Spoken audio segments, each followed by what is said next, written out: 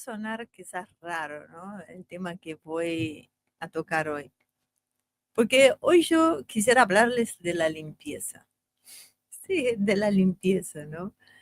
Esta limpieza cotidiana o esta limpieza profunda que muchas familias hacen en la casa, algunos la hacen semanalmente, algunos diariamente, uno está ahí intentando mantener las cosas en su lugar, ¿no? Y no hablo simplemente de pasar un trapo cuando uno ve que algo está sucio, sino de esta limpieza cuando uno siente que las cosas no están en orden, ¿no? Y hay esta necesidad de profundizarla un poquito. Mamá siempre me decía, mira, chicas, éramos 4 mujeres y 2 varones. Y nos decía a todos, si tu casa está limpia y ordenada, tu vida también lo va a estar. Si tu casa está hecha un quilombo, tu vida también va a estar hecha un quilombo, ¿no? No usaba precisamente estas palabras, pero esta era la gran realidad. Y la verdad, una vez que uno crece, una vez que uno forma la propia familia, siempre se da cuenta que al fin y al cabo las madres siempre tienen razón, ¿no? A mí, aunque le suene muy raro, a mí me gusta limpiar mi casa, a mí me gusta mantener las cosas en orden, ¿sí? A mí me gusta sentir este olorcito a limpio, ¿sí? Y por supuesto, como buena brasileña, me gusta jugar con el agua, ¿sí? Yo soy de estas que me gustan los pisos de cerámica porque me gusta baldear. Tanto es así que hace un año aproximadamente me compré una hidrolavadora y ahí, bueno, ya no dejo dormir a nadie en los fines de semana con el ruido de la hidrolavadora. Tenemos un pasillo largo de unos 30 metros y bueno, no hay nada más lindo que sentir, ¿no? Como el agua barre todo, el agua va sacando y atrás suyo va dejando solamente esta limpieza, esta cosa agradable, esta sensación. Este olorcito a limpio, ¿no? Esta sensación de cómo el agua se lleva a toda la sociedad, de cómo si junto con esta mugre del piso se también se fuera algo que pesaba por dentro, digamos. Y es ahí haciendo justamente ese trabajo doméstico de hoy, que lo disfruto. Hoy hace fresquito, pero hay un sol maravilloso en Buenos Aires. Y creo que por algún motivo lo disfruto cada vez más, porque no es solo un esfuerzo físico, ¿sí? Es un cambio mental, porque mientras, por lo menos yo estoy concentrada ahí limpiando, los problemas parecieran quedarse afuera, ¿no? Pareciera que te cambió la vida, o sea, estás poniendo orden, estás limpiando, el agua está sacando todo esto. Y aunque sea por un rato, te hace sentir bien, te hace sentir, tengo una casa para limpiar. Muchos lamentablemente no tienen una casa para limpiar. Tengo una casa para poner orden, ¿sí? Y termino y me voy a sentir complacida con lo que veo. Entonces me ocurrió, dice, voy a hacer un programa sobre geopolítica, ¿cómo voy a hablar de la limpieza? Pero a veces me pregunto, ¿cuándo fue la última vez que pensamos en limpiar no solo la casa, sino a nosotros mismos? Limpiarnos física, mental y espiritualmente. Es raro tocar estos temas en los tiempos que corren. Claro que es raro. Porque si ustedes se dan cuenta, aunque tengamos avances tecnológicos impresionantes y una inteligencia artificial que parece querer resolver todo, ¿no?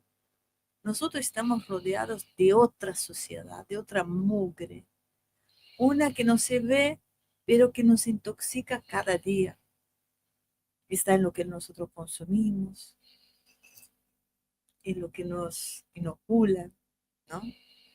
Está, está en lo que aceptamos como normal y en lo que dejamos entrar en nuestra mente y en nuestro espíritu.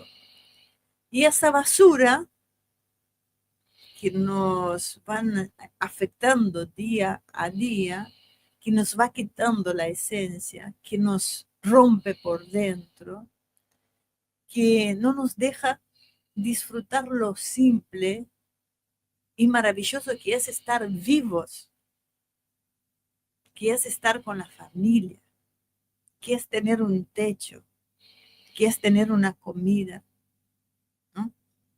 No nos dejan.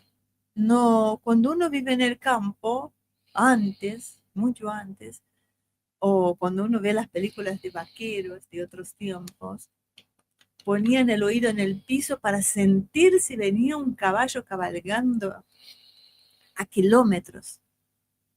Hoy los que vivimos en la gran ciudad, aturdidos por estos ruidos, por este bullicio, por todo esto, no podemos percibir lo que pasa al lado nuestro. Y por eso yo pienso que así como uno se toma el tiempo, ¿no? Para dedicar al hogar de uno, a lo que uno construye, y si vos sos joven todavía y vivís con los padres, a lo que tus padres construyeron y hay que ayudarlos a mantener, ¿sí? Cuando uno se toma un tiempo para, qué sé yo, para barrer el piso o para acomodar algo, aunque están los robotitos que ya hacen esta limpieza del piso, ¿no? Yo creo que también deberíamos tomar un tiempo para hidrolavar el alma. De verdad, esto es algo que hoy es domingo, un buen día para reflexionar sobre el tema. Porque cuando uno se limpia por dentro, lo que está afuera se ve diferente. Y hasta lo que parecía imposible de cambiar empieza a moverse de alguna manera, ¿no? Y es ahí donde yo engancho con el tema de hoy, porque en el mundo, igual que en nuestras casas, también se está acumulando mucha sociedad, sociedad política, social, moral, y esta mugre que nosotros vemos en el mundo hoy no se va a resolver.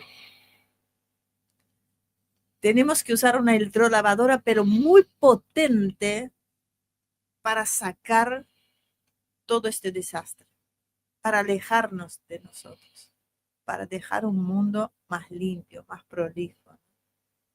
Y hoy justamente vamos a hablar de cómo esta acumulación de basura en la política global, en las relaciones entre potencias, está condicionando el futuro de todos nosotros. Bienvenidos a Humo y Espejos en ese domingo maravilloso con una compañía maravillosa de todos ustedes. Gracias por acompañarnos. Marcelo Ramírez, querido, ¿cómo estás? ¿Qué tal? Buenas tardes. No me vas a dejar enviar más un domingo. Sí, sí, asombrado. Creo que a veces se confunde, me gusta limpiar con me gusta que esté limpio, pero son cosas diferentes. Pero bueno, no tenemos tiempo ahí para dedicarnos a explayar en estas pequeñas diferencias. Te corrijo, Marcelo Ramírez. Me gusta limpiar y me gusta que esté limpio. Ambas cosas. Lo que pasa es que uno no siempre puede darse el lujo justamente por esta presión, ¿no? Por esta basura que nos meten diariamente, donde vos tenés que estar ahí peleándola y no darse el tiempo justamente para dedicar a que las cosas estén en orden, ¿no? Así que bueno, Acá gracias a todos preguntan, ustedes. Argentina Nacional, Ina hoy fue expulsada por inconducta. Totalmente. Así que tiene prohibida la subida mientras estemos haciendo el vivo. Vamos a ver cuánto dura esto. Porque tenemos un vivo cortito, Marcelo. Y hoy estaba la ladradora. Exacto. Tenemos un vivo cortito porque, bueno, vamos a las 4, vamos a ir ante el asombro de muchos, que va a espantar. Hoy espantamos a toda la audiencia. Vamos a ir a una misa de sanación, una misa católica.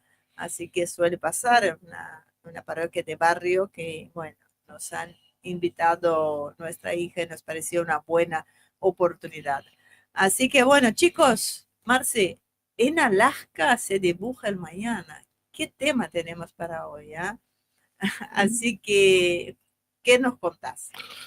Bueno, vamos a hacer un pequeño resumen. Estuvimos unos días con otros temas y mientras tanto el mundo siguió andando y entre otras cosas nos llevó a este punto, ¿no? Cumbre Trump-Putin confirmada, eh, por lo menos entre lo que se puede confirmar algo, eh, con Ucrania como centro. La Casa Blanca abrió la puerta hacia un formato trilateral con Zelensky presente, pero no por ahora, parecería más adelante, aunque vuelvo a insistir que todo es posible.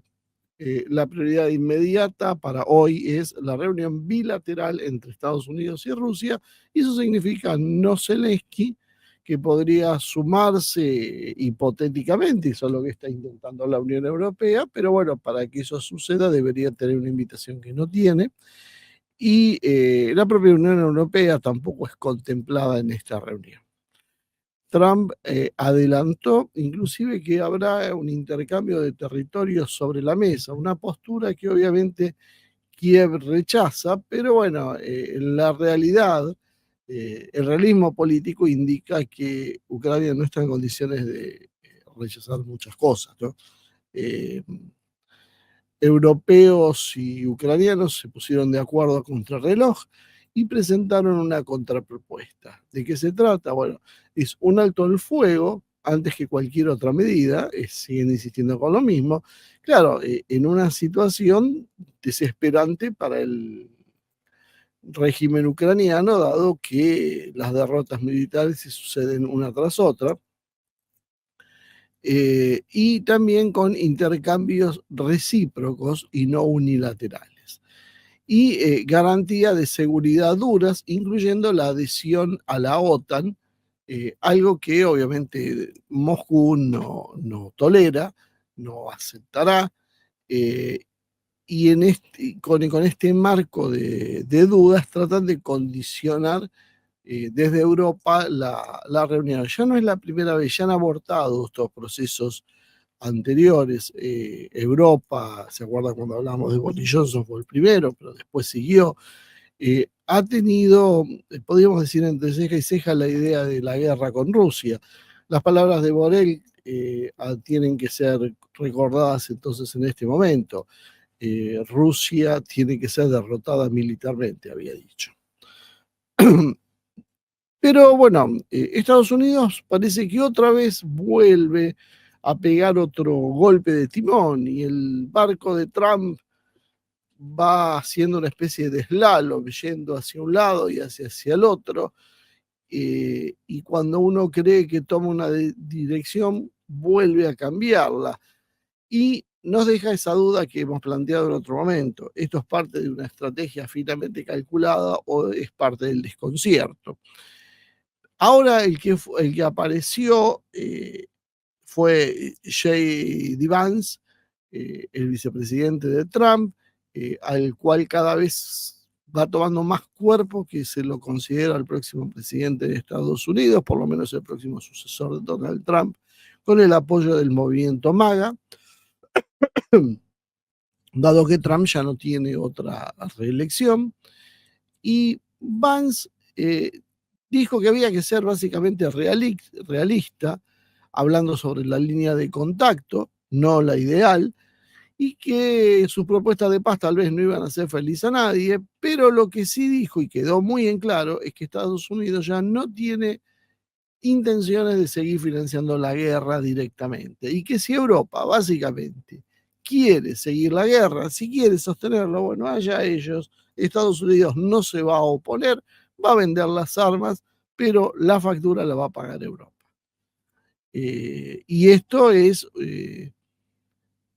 en realidad la reafirmación de un primer rumbo que pareció ocultado por la realidad y esas palabras de Trump que muchas veces también nosotros insistimos en que a Trump no hay que tomarlo tan en serio cuando habla, porque está constantemente tirando cosas en función de lo que él considera importante hacia su electorado y sobre cómo manejar conceptos de máxima presión, pero la realidad es que desde el primer momento acá el problema es la financiación y Trump no quiere seguir poniendo plata en una guerra perdida. Ese es básicamente el problema y no está dispuesto a ir a una guerra con Rusia por Ucrania. Ese es el otro problema que hay en esto. Entonces, considerando las elecciones también de Balcevo y el porqué del apuro en los cambios de Trump, y se recuerda de alguna manera el clima del 2015, luego de las acciones en Crimea de Rusia en 2014, y en ese momento una derrota ucraniana terminó forzando un alto el fuego gracias a cierta candidez de Rusia, situación que la propia Angela Merkel, en su momento canciller de Alemania, había dicho que había sido clave para darle el tiempo suficiente a Ucrania para fortalecerse. Por lo tanto, a partir de la lectura del pasado, es que Moscú comienza a desconfiar de estos congelamientos de guerra, dado que ellos están ganando y que esto va a ser usado para que la otra parte se rearme. Putin ya lo dijo varias veces, inclusive en el 2022, dijo que había sido engañado. Es decir, de acá uno deduce que el Kremlin no va a firmar nada, nada que huela a una especie de Minsk 3, ¿no? En el 2025, la presión de Rusia a lo largo de la línea de contacto básicamente extremó los tiempos. Por eso es que Trump entonces comprime los plazos y baja de 50 a 10 días, como hizo. Porque básicamente todos ya saben, salvo algún que otro despistado, que Kiev no para de ceder terreno y pide el alto al fuego. Es como un boxeador que está al borde del knockout y está esperando la cuenta de la campana a ver si con ese minuto de descanso puede recuperarse. La cuenta de protección ya no le alcanza a Kiev. Moscú, obviamente, insiste en el camino contrario. Si estamos ganando, ¿cuál es el problema? Ustedes querían una guerra hasta las últimas consecuencias. Bueno, les estamos dando el gusto. Y Moscú acelera y acelera el enfrentamiento. En esto aparece una controversia nueva que podíamos considerarlo como el factor Odessa y qué va a suceder en el Mar Negro. Hay versiones circulando que en realidad Rusia quiere Odessa, se prepara para tomar Odessa y si no lo consigue por las negociaciones lo va a conseguir por la fuerza. ¿Esto puede ser una cláusula para un cese del fuego temporario? Probablemente no, probablemente Putin no ponga esto sobre la mesa porque quiere demostrarle a Trump buena voluntad. ¿Para qué? Para que Trump tenga la excusa y pueda irse de esta guerra y quedar solo Putin cara a cara con los europeos. Entonces, para eso es mejor decir, bueno, no nos hacemos problemas. De todas formas, Rusia en el acuerdo por los trascendidos que hay, estaría reclamando básicamente todos los territorios que ocupó, más algunos otros, lo que sería completamente la región rusoparlante que estaba en disputa, ¿no? Todo lo que es el Donbass básicamente tendría que pasar a Rusia, que para Rusia es cuestión de tiempo, si no es ahora será dentro de un par de meses, pero prácticamente ya está todo bajo control. Por eso lo sabe y no tiene apuro. La cuestión de Odessa puede postergarse, tal vez si con eso consigue sacarse del medio Estados Unidos. Si no, bueno, si no hay acuerdo, siempre hay tiempo de forzar una operación militar, para lo cual se está preparando, y llegar hasta Transnistria, hacer un corredor que una Transnistria con las tierras bajo control de Rusia y cercenándole a Ucrania el acceso al Mar Negro. De esa manera Rusia tendría el control no digo absoluto, pero sí un control mucho más serio del Mar Negro, la OTAN reduciría su exposición en el Mar Negro y por otro lado, esto privaría a Ucrania de sus capacidades, ¿no? De buena parte de su producción, dado que Odessa es clave, el puerto de Odessa, para las exportaciones y para las entradas por mar.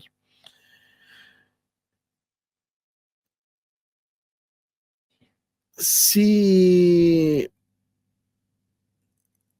esto sucede o no, no lo sabemos todavía. La OTAN ha hecho circular una versión que luego negó de tener 70.000 efectivos en Ucrania listos para infiltrarse en Odessa. Algunos dicen que de hecho hay muchos oficiales de la OTAN que están ingresando en Odessa entre las sombras para defender la ciudad.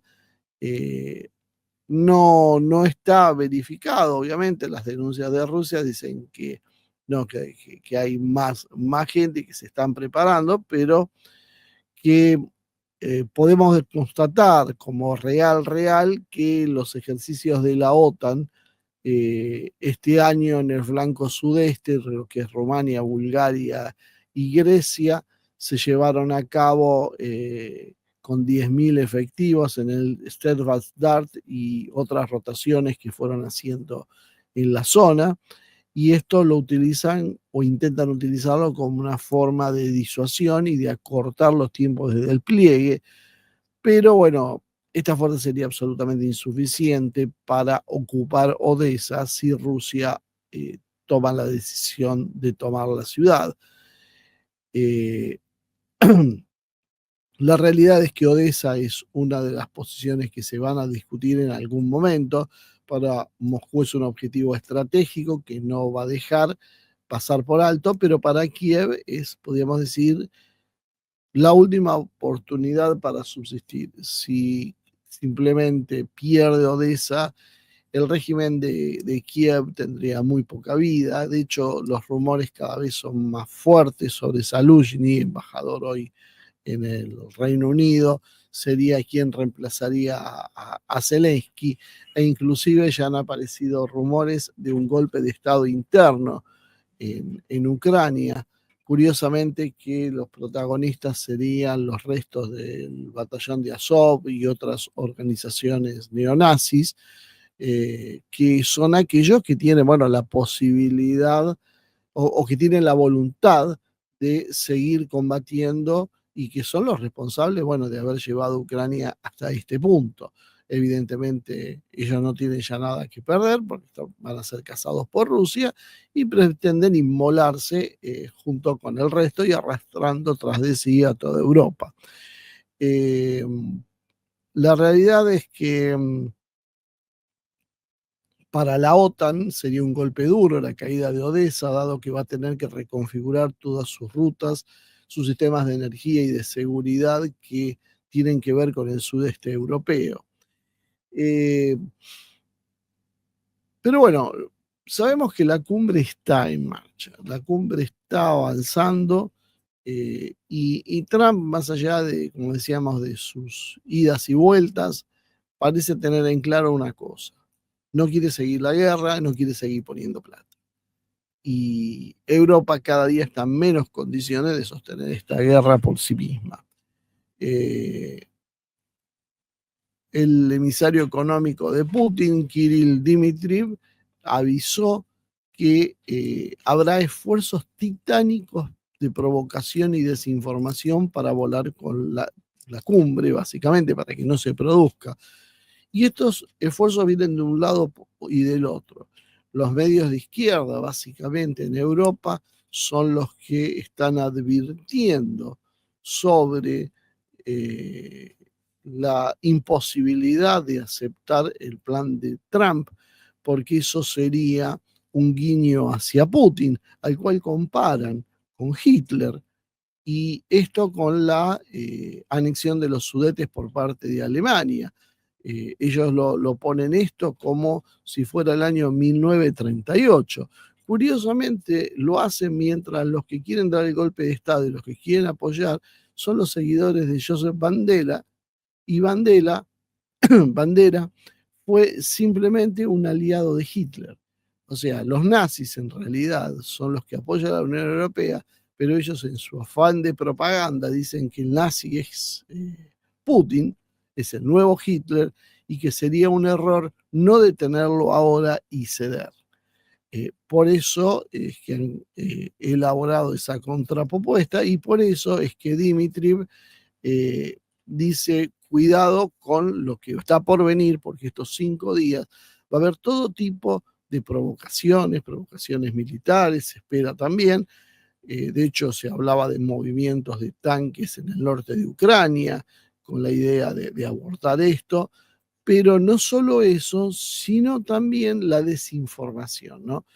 Los medios globalistas suelen dar por hecho sesiones de Putin o sesiones de Trump o acciones que solo enrarecen el clima, pero que no tienen que ver con la realidad de lo que está sucediendo, ¿no?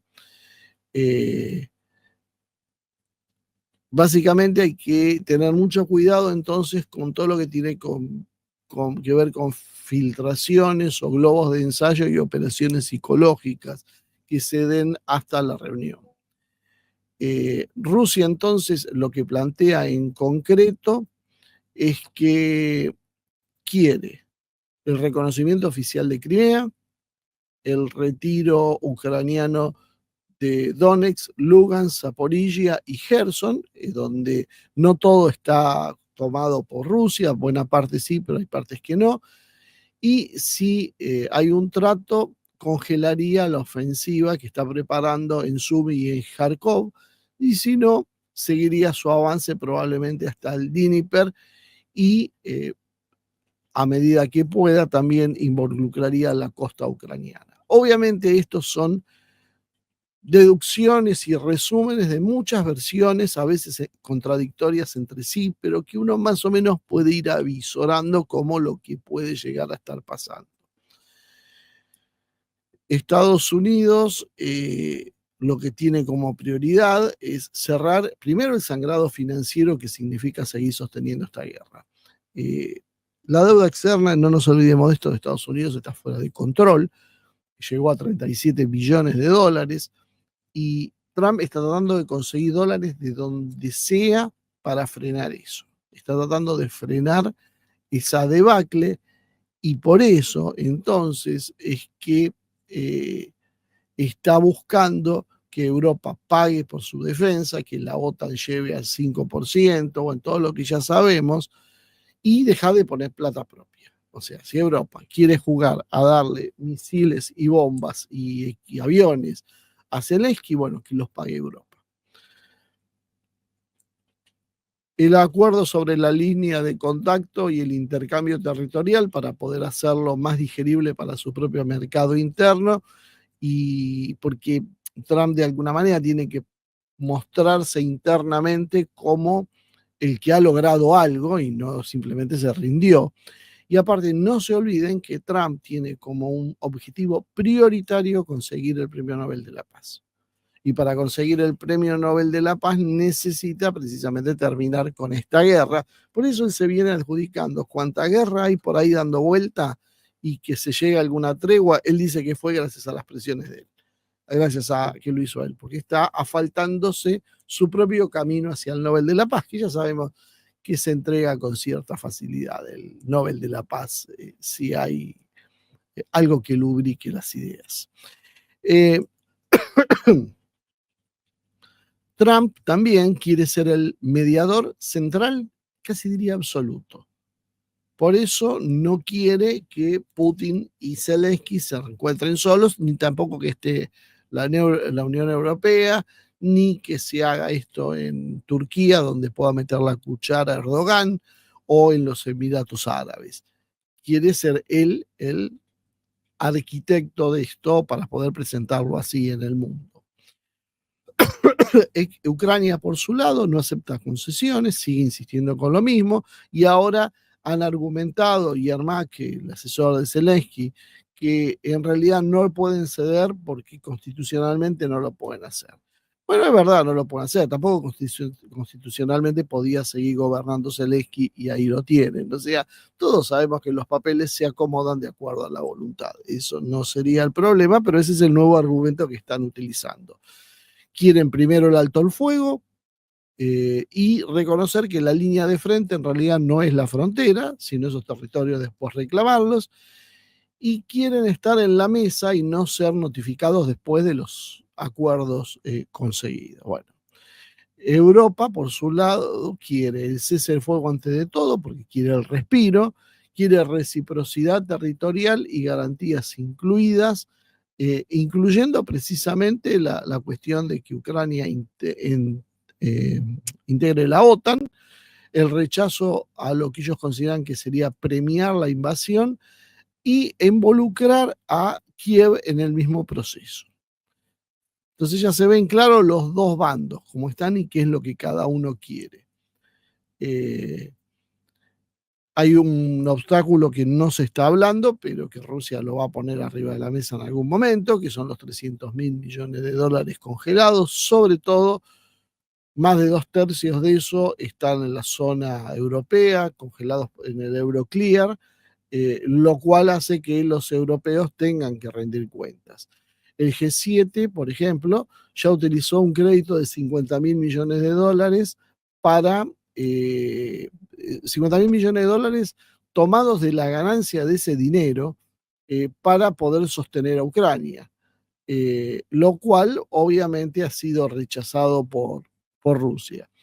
Rusia además tiene otros objetivos adicionales, como sería poner en la mesa el levantamiento de las sanciones o por lo menos un alivio, especialmente en el área de la energía, los hidrocarburos. Y Rusia está jugando una carta con Estados Unidos que es la de las tierras raras. Estados Unidos está muy preocupado porque China básicamente controla todo el mercado de tierras raras, le está privando a Estados Unidos del acceso de tierras raras, y es la gran carta que tiene China hoy para tenerlo bajo control a Estados Unidos. Bueno, Rusia le ofrece participar en inversiones conjuntas para explotar las tierras raras en Ucrania, pero precisamente esto debería ser llevado a cabo con un entendimiento mayor. Entonces Rusia, ante esos acuerdos que firmó Trump con Zelensky, no los niega, los usa como una carta de negociación. Va, ustedes lo que quieren es eso, bueno, no va a ser obviamente con Zelensky, va a ser con nosotros, los podemos discutir en términos que sean mucho más justos, pero ustedes podían, que es lo que le importa a Estados Unidos, que no es tanto la cantidad de dólares, sino tener el acceso en sí al material. Lo podían llegar a tener siempre y cuando acordemos en general. ¿Qué es lo que puede sabotear esta situación? ¿Qué puede hacer que esto se desbarranque? Bueno, que haya operaciones de sabotaje, que pueden ser de cibernéticas, psicológicas o acciones directas en el campo que puedan deslegitimar o tensar esta cumbre, que el eje Odessa-Transnistria que habíamos mencionado antes se active y que eso ya se imponga como un hecho consumado, o que se produzca una ruptura finalmente entre Washington y Bruselas, dada la presión de Bruselas por tratar de torcer el rumbo eh, que quiere hacer Estados Unidos, y la insistencia de Estados Unidos en minimizar el rol de Kiev y de Bruselas precisamente en las negociaciones. Podríamos hablar de 3 escenarios posibles a futuro. Uno es que se congele la situación y se haga un paquete mínimo de acuerdos, un alto al fuego sobre la línea de contacto, por ahora dejar en stand-by a Odessa, por ahora, a cambio de aliviar, perdón, aliviar el sistema de sanciones,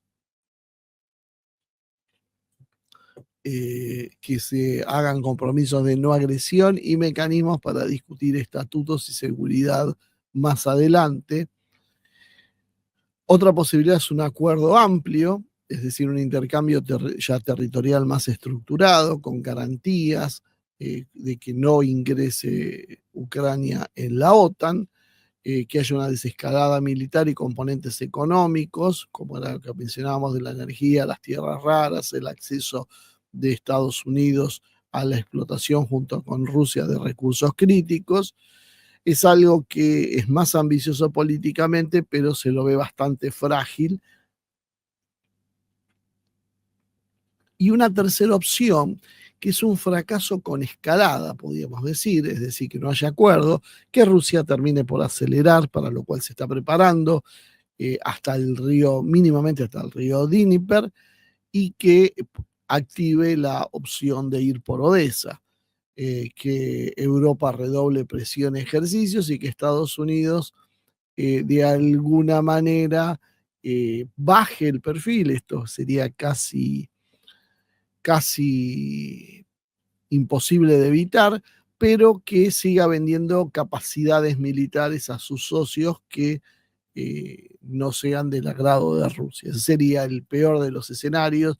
Nadie cree seriamente que Estados Unidos puede involucrarse directamente en esto.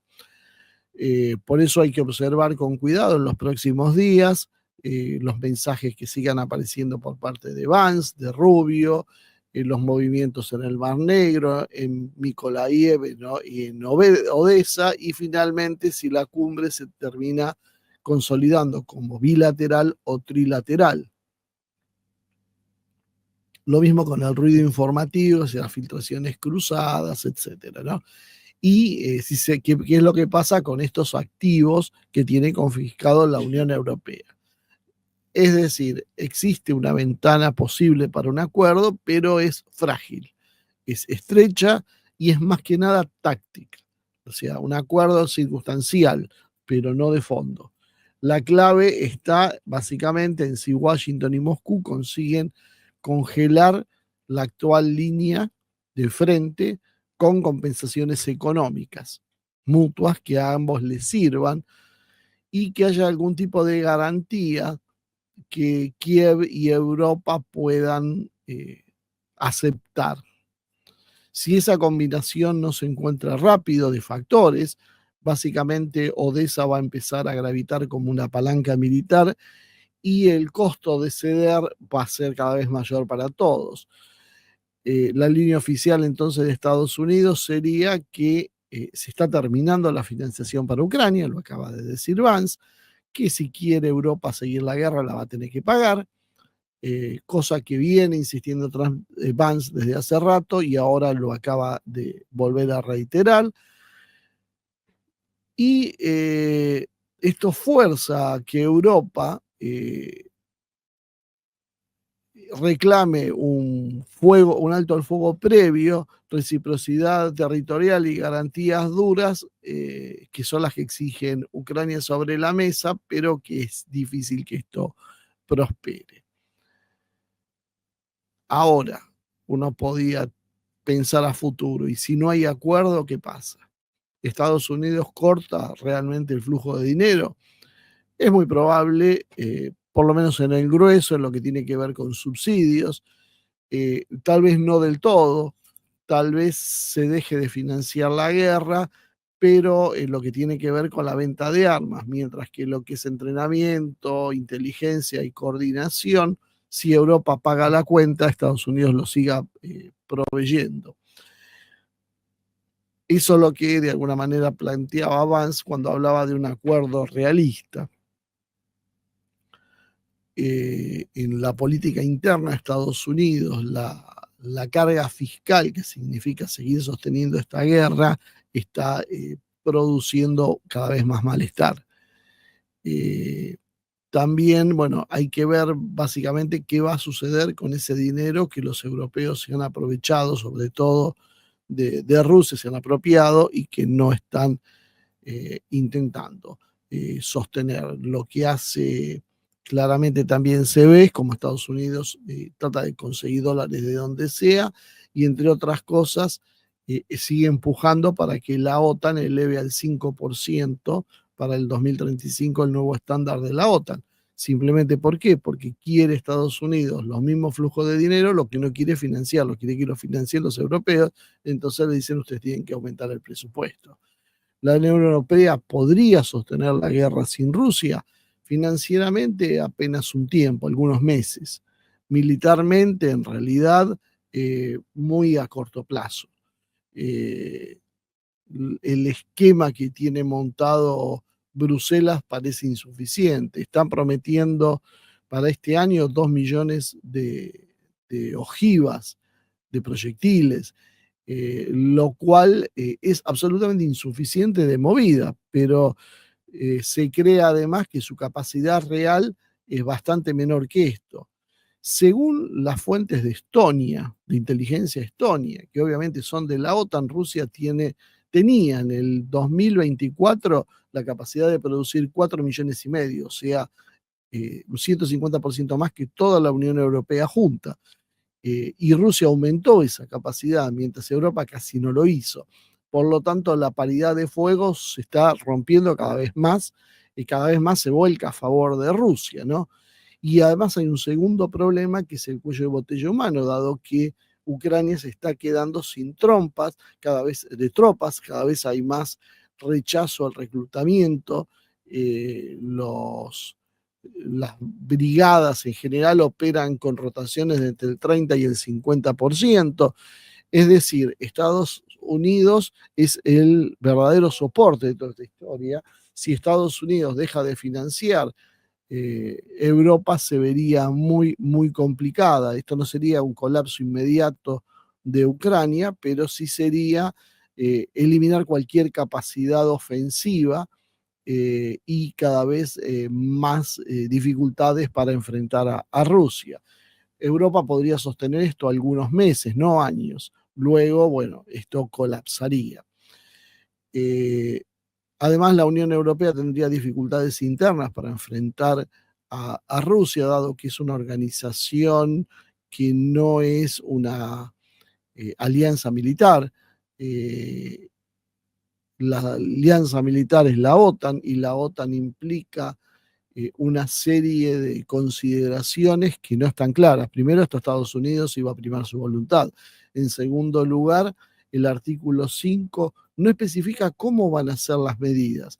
Cada estado puede regular las medidas de acuerdo a lo que juzgue necesaria, no necesariamente entrar en guerra como se cree habitualmente. Por lo tanto, si un miembro inicia hostilidades contra Rusia, no necesariamente toda la OTAN se va a involucrar. Cada país puede llegar a resolver por su lado, lo cual aumentaría las tensiones internas en Europa hasta límites que podía fracturar la Unión Europea.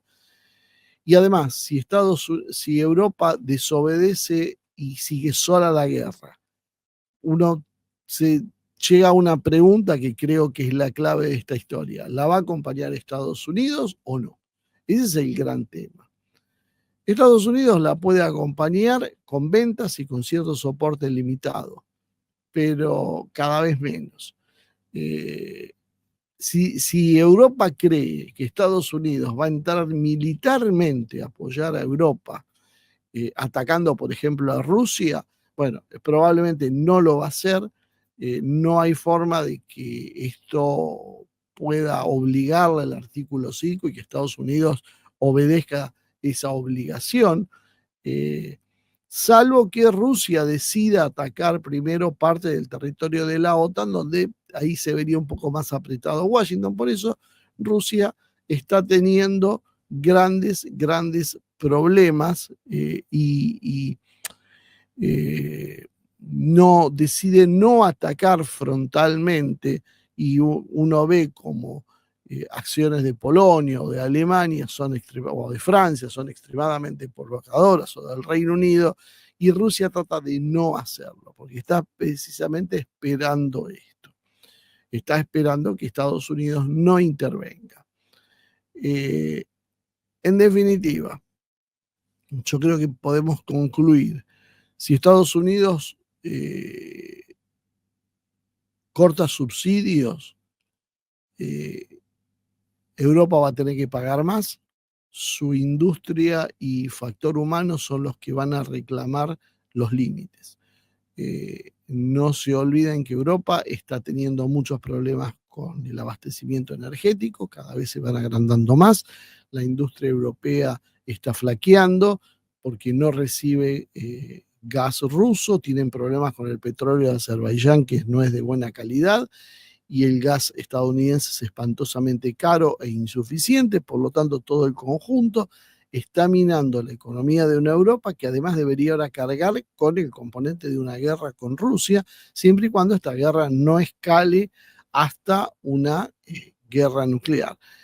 Con un Estados Unidos que evidentemente si está dejando de financiar, no debe tener mucha voluntad de entrar en una guerra nuclear a favor de Europa. Es muy probable que Estados Unidos, si Europa decide entrar en una guerra nuclear con Rusia, simplemente se siente a mirar como un espectador. No es la primera vez que Estados Unidos abandona aliados y bien tendrían los europeos a bien tener memoria y recordar que esto es una posibilidad muy concreta que suceda. Muy bien, Marce, cortito y al pie. Muchas gracias por ver los tiempos. Como les dije a un principio, nos teníamos un compromiso a las 16 horas, pero no queríamos dejar de estar con ustedes acá.